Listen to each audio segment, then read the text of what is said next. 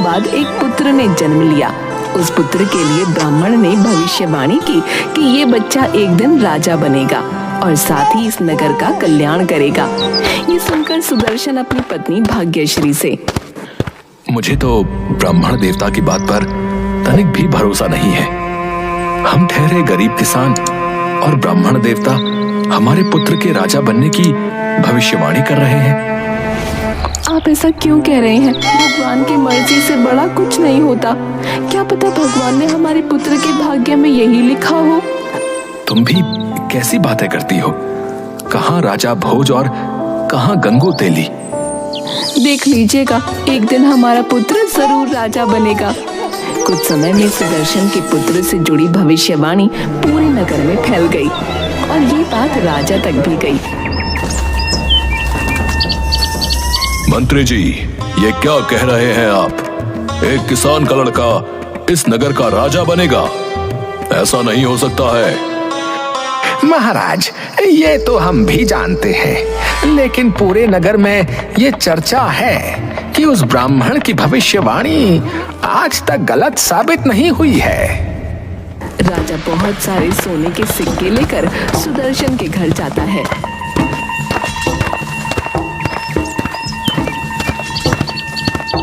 महाराज की जय हो। हम तो धन्य हो गए जो आप स्वयं पधारे। मैं तुम्हारे पास एक प्रस्ताव लेकर आया हूं। महाराज, आज्ञा दीजिए।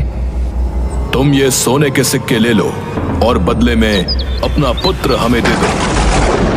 नहीं नहीं महाराज, आप ये क्या कह रहे हैं? ये पुत्र हमें बड़ी मन्नतों के बाद मिला है। हम कैसे अपना पुत्र आपको दे दें? अगर तुम ये सिक्के लेकर अपना पुत्र नहीं दोगे तो हम तुम्हारे सामने तुम्हारे पुत्र का वध कर देंगे और तुम दोनों को आजीवन कारावास में बंदी बना देंगे। नहीं महाराज, हम आपकी प्रजा हैं। आप ऐसा अनर्थ नहीं कर सकते हैं। मेरे इस नन्हे से पुत्र ने आपका क्या बिगाड़ा है? हमने सुना है कि तुम्हारा पुत्र आगे आने वाले समय में हमारे राज्य का राजा बनेगा। नहीं महाराज, मैं इस बात को नहीं मानता। आप फिक्र मत कीजिए, मैं ऐसा कुछ भी नहीं होने दूंगा। मैं हमेशा मुसीबत को जड़ से खत्म करता हूं, इसलिए ना तुम्हारा पुत्र यहां रहेगा और ना ही इस नगर का राजा बनेगा। अब तुम खुद निर्णय ले लो, तुम्हें अपना पुत्र जीवित रखना है या अपने सामने उसकी मृत्यु होते देखोगे। राजा बड़ा ही दुष्ट था। नगर के लोग उससे खुश नहीं थे, लेकिन उसके आगे मजबूर थे। सुदर्शन और उसकी पत्नी राजा की बात से डर गए। ठीक है महाराज, अगर ऐसी बात है तो आप हमारा पुत्र ले लीजिए, लेकिन हमारी आपसे विनती है कि आप इसके प्राण मत लीजिएगा। तुम समझदार हो जो तुमने ये फैसला लिया। अपना पुत्र मुझे दे दो और ये सोने के सिक्के तुम रख लो। नहीं महाराज, मैं अपना पुत्र आपको इन सिक्कों के बदले नहीं दे रहा, बल्कि उसकी प्राणों की रक्षा के लिए दे रहा हूँ। राजा ने बच्चे को एक बैलगाड़ी में रख दिया और उस बैलगाड़ी को जंगल की ओर छोड़ दिया ताकि बच्चे को जंगली जानवर खा ले। लेकिन नियति को कुछ और ही मंजूर था। जंगल में एक लकड़हारे की और उसकी पत्नी की नजर बैलगाड़ी पर पड़ी। इस बैलगाड़ी से बच्चे के रोने की आवाज आ रही है, परंतु इसमें कोई मनुष्य तो नहीं दिख रहा।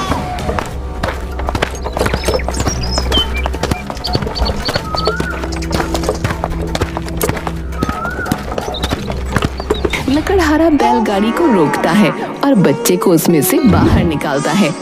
ये किसका बच्चा है? कितना सुंदर है। इसके चेहरे का तेज तो देखो, क्या चमक है इसके चेहरे पर। जरूर किसी ऊंचे कुल का है, लेकिन इसे बैलगाड़ी में किसने छोड़ दिया? मुझे लगता है ये बच्चा ईश्वर ने हमारे लिए भेजा है। हम इतने सालों से बच्चे के लिए तरस रहे थे, आज हमारी इच्छा पूरी हुई। सही कहा आपने, हम इसे अपने बच्चे की तरह रखेंगे। लकड़हारा और उसकी पत्नी उस बच्चे का नाम आदित्य रखते हैं। समय के साथ आदित्य बड़ा हो गया। एक दिन, बेटा आदित्य, अब बारिश का मौसम आने वाला है, हमें ज्यादा लकड़ियां काट कर लानी होंगी। जी पिताजी, परंतु अब आप लकड़ियां लेने जंगल में नहीं जाया करेंगे, मैं अकेला ही जाऊंगा। नहीं बेटा, अभी मैं इतना बूढ़ा नहीं हुआ हूं। चलो हम दोनों चलते हैं, ताकि कम समय में ज्यादा लकड़ियां काट कर ला सकें।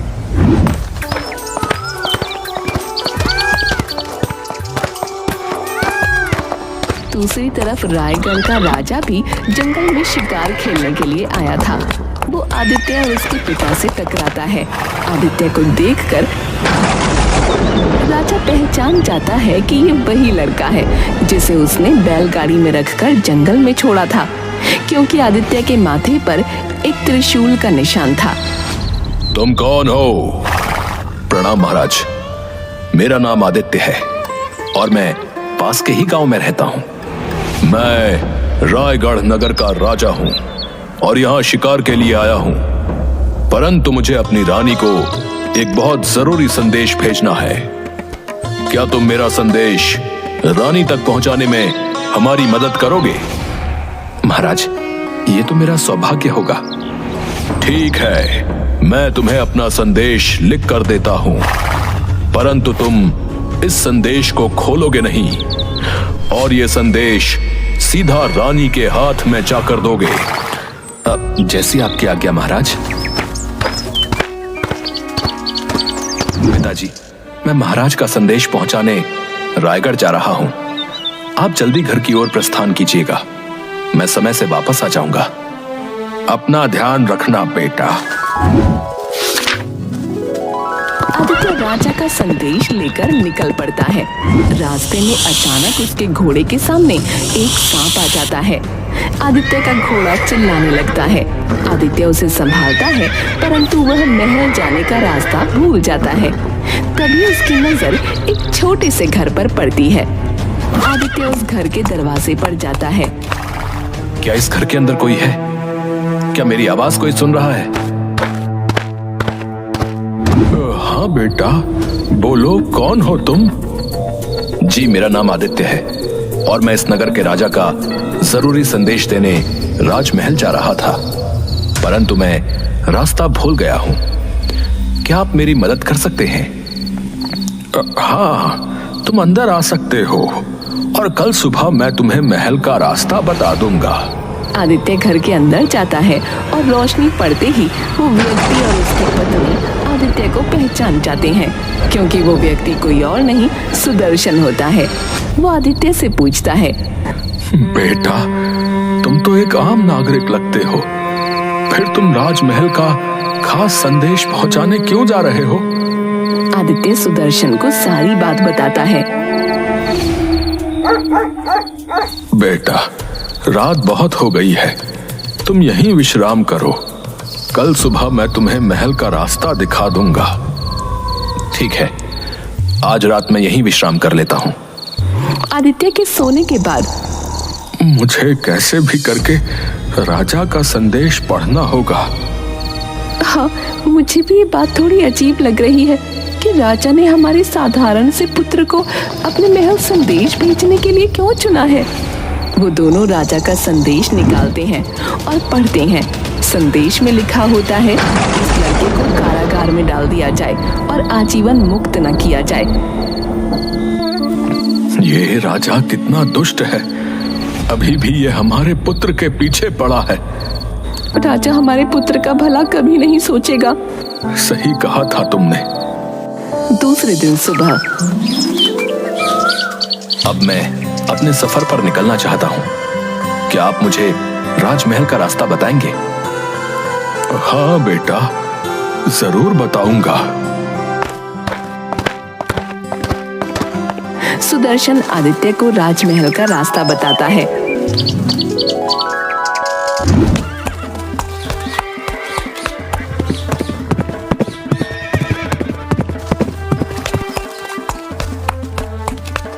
राजमहल पहुंचकर आदित्य राजा का संदेश रानी के हाथों में देता है। संदेश पढ़कर रानी राजकुमारी को बुलवाती है। पुत्री चंद्रलेखा, तुम्हारे पिता ने इस युवक को ये पत्र लेकर भेजा है।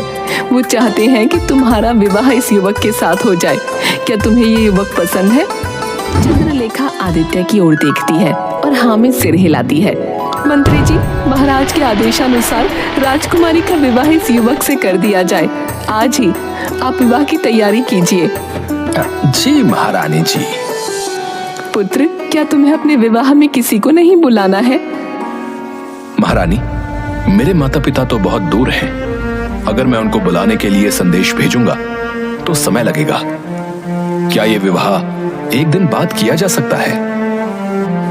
नहीं, महाराज के आदेश के अनुसार ये विवाह आज ही होना है। अगर तुम्हारा कोई रिश्तेदार यहाँ है तो तुम उन्हें संदेश भेज सकते हो। जी, मेरे एक जानने वाले यहीं पास में हैं, लेकिन उन्हें बुलाने मैं स्वयं जाऊंगा। ठीक है, परंतु समय से आ जाना, तब तक हम विवाह की तैयारी करते हैं। आदित्य सुदर्शन और भाग्यश्री के पास जाता है और उन्हें सारी बात बताता है। मेरे माता पिता तो यहाँ से बहुत दूर हैं। मैं उन तक तो अभी नहीं पहुंच सकता हूँ और ना ही संदेश भेज सकता हूँ। कल आप दोनों ने मेरे माता पिता की तरह ही मेरी देखभाल की, इसलिए मैं चाहता हूँ कि आप दोनों मेरे विवाह में मेरे साथ हों। भाग्यश्री सुदर्शन की ओर देखती है। जरूर, हम तुम्हारे विवाह में जरूर चलेंगे। सुदर्शन, ये सब कैसे हुआ? उस दुष्ट राजा के आदेश अनुसार तो हमारे पुत्र को कारावास में डालने की बात लिखी थी ना? तुम ही तो कहती हो, ऊपर वाले की मर्जी हो तो कुछ भी हो सकता है। बस उसी ऊपर वाले की मर्जी से मैंने वो पत्र बदल दिया था। अब हमारे पुत्र का विवाह इस राजा की पुत्री के साथ होगा, जिसके बाद हमारा पुत्र इस राज्य का राजा बन जाएगा। महारानी आदित्य और चंद्रलेखा का विवाह करा देती है। जब राजा वापस आता है तो उसे इस विवाह के बारे में पता चलता है, लेकिन वो अपने दामाद को कारागार में नहीं डाल सकता था, इसलिए उसने एक दूसरी युक्ति सोची। मुझे अपनी पुत्री के बारे में ये सच्चाई तुम्हें विवाह से पहले ही बता देनी चाहिए थी, परंतु मैं जब से आया हूँ मुझे नींद नहीं आ रही कि मैंने जो किया वो गलत किया। क्या बात है महाराज, आप क्यों परेशान हैं? मेरी पुत्री को एक अभिशाप है कि विवाह के 7 दिन बाद उसकी मृत्यु हो जाएगी। ये शाप किसने दिया और क्या इसका कोई उपाय नहीं है? उपाय तो है, लेकिन मैं तुम्हें वहां नहीं भेज सकता। महाराज, आप मुझे सिर्फ उपाय बताइए, मैं अपनी पत्नी के प्राणों की रक्षा के लिए कुछ भी करूंगा। दुर्जनपुर में एक राक्षस है जिसके 2 दांत सोने के हैं। अगर वो सोने के दांत लाकर मेरी पुत्री को दिए जाएं, तो वो शाप मुक्त हो जाएगी। महाराज, मैं जरूर जाऊंगा, लेकिन इसमें प्राणों को खतरा है। चाहे कुछ भी हो, मैं अपनी पत्नी के लिए अवश्य जाऊंगा। आदित्य अपनी पत्नी को शाप मुक्त करने के लिए दुर्जनपुर की ओर निकल पड़ता है।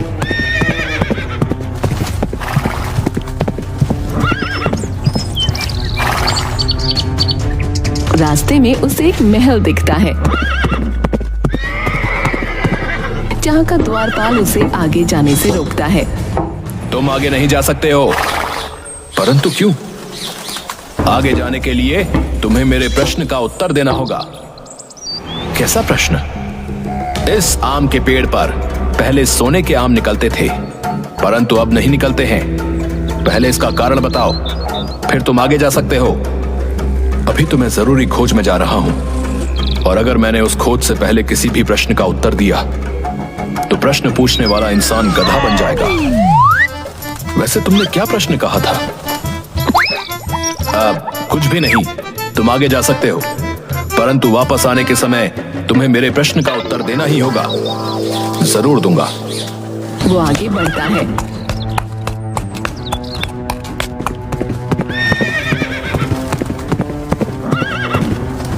रास्ते में उसे एक नदी पार करनी होती है, जहाँ नौका में एक आदमी बैठा होता है। भाई, क्या आप मुझे नदी के उस पार छोड़ देंगे? छोड़ दूंगा, परंतु तुम्हें पहले मेरे एक प्रश्न का उत्तर देना होगा।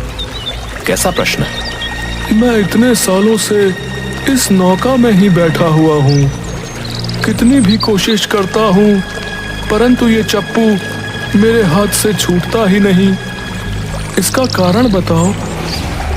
मैं आपके प्रश्न का उत्तर जरूर देता, परंतु अभी मैं एक बहुत जरूरी खोज में जा रहा हूँ, और अगर उस खोज के पहले मैंने किसी भी प्रश्न का उत्तर दिया तो उस प्रश्न को पूछने वाला व्यक्ति गधा बन जाएगा। क्या आपको आपके प्रश्न का उत्तर अभी चाहिए? नहीं नहीं, पहले तुम अपना कार्य पूरा कर लो, फिर मुझे मेरे प्रश्न का उत्तर देना। परंतु वापस आते समय अगर तुमने मेरे प्रश्न का उत्तर नहीं दिया तो मैं तुम्हें नदी नहीं पार कराऊंगा। मैं आपके प्रश्न का उत्तर जरूर दूंगा। तो आदित्य को नदी पार कराता है।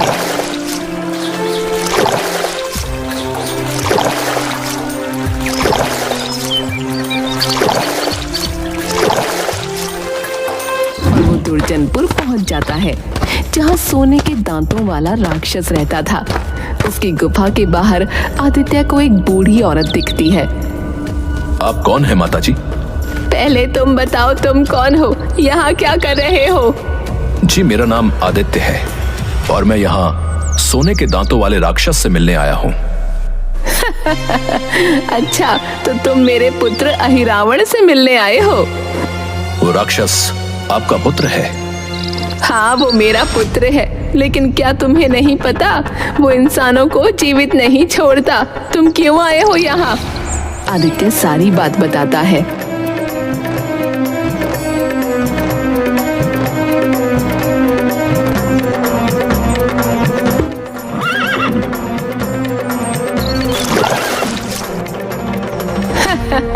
तुम बहुत भोले हो। तुम्हारा ससुर बहुत ही दुष्ट है। उसने जानबूझकर तुम्हें मेरे पुत्र के पास भेजा ताकि तुम कभी वापस न जा सको। मुझे नहीं पता मेरा ससुर दुष्ट है या नहीं, परंतु मैं इतना जानता हूं कि अगर मैं आपके पुत्र के सोने के दांत लेकर जाऊंगा तो मेरी पत्नी शाप मुक्त हो जाएगी, और उन दांतों को ले जाने के लिए अगर मुझे अपने प्राणों की बलि देनी पड़ेगी तो मैं वो भी दे दूंगा। बूढ़ी औरत आदित्य की बातें सुनकर प्रसन्न होती है। बेटा, तुम सच में बहुत नेक दिल हो। तुम्हारी जगह यदि कोई दूसरा होता तो अपने ससुर की सच्चाई जानने के बाद यहाँ से वापस चला जाता और साथ ही अपनी पत्नी को भी हमेशा के लिए छोड़ देता। पर तुम सब कुछ जानने के बाद भी अपनी पत्नी का साथ देना चाहते हो, इसलिए मैं तुम्हारी मदद जरूर करूंगी। लेकिन ध्यान रखना, किसी भी परिस्थिति में तुम मेरे पुत्र अहिरावण के सामने मत आना, वरना वो तुम्हें मार देगा। अगर मैं आपके पुत्र के सामने नहीं आऊंगा तो उसके सोने के दांत कैसे लूंगा? दांत मैं तुम्हें लाकर दूंगी। तभी अहिरावण अपने घर वापस आता है। वो इतना थका हुआ होता है कि आते ही अपने बिस्तर पर लेट जाता है। पुत्र, तुम तो सो रहे हो। हाँ माँ, मुझे नींद आ रही है और तुम मुझे परेशान मत करो, सोने दो। बूढ़ी औरत अहिरावण का एक सोने का दांत निकालती है। क्या है माँ, मुझे क्यों परेशान कर रही हो? मैंने एक सपना देखा, उसमें एक प्रश्न था, उसका उत्तर दे दो मुझे। बोलो, क्या प्रश्न था? पहले जिस पेड़ पर सोने के आम होते थे, अब उस पर सिर्फ पत्तियां क्यों हैं? क्योंकि एक चूहा उस पेड़ की जड़ को नीचे से खा रहा है। उस चूहे को निकाल दो, पेड़ फिर से सोने के आम देने लगेगा। तुम मुझे सोने दो माँ। बूढ़ी औरत अहिरावण का दूसरा दांत निकालती है। अब क्या हुआ माँ? अब तो मैंने तुम्हारे प्रश्न का उत्तर दे दिया। एक और प्रश्न है। बोलो, तुम जब तक अपने प्रश्नों का उत्तर नहीं ले लोगी, मुझे सोने नहीं दोगी। एक व्यक्ति नदी में नाव चला रहा है। वो लाख कोशिश करता है, फिर भी उसके हाथ से चप्पू छूटता ही नहीं। क्योंकि वो चप्पू शापित है। अगर वो व्यक्ति चप्पू को छोड़ना चाहता है तो उसे वो चप्पू किसी और व्यक्ति के हाथों में देना होगा। अब हो गए तुम्हारे सारे प्रश्न खत्म। अब तो मैं सो सकता हूँ। हाँ बेटा, अब तू आराम से सो जा और मैं भी सो जाती हूँ। बूढ़ी औरत आदित्य को अहिरावण के 2 सोने के दांत देती है और आदित्य उन्हें प्रणाम करके जल्दी से वहां से निकल जाता है।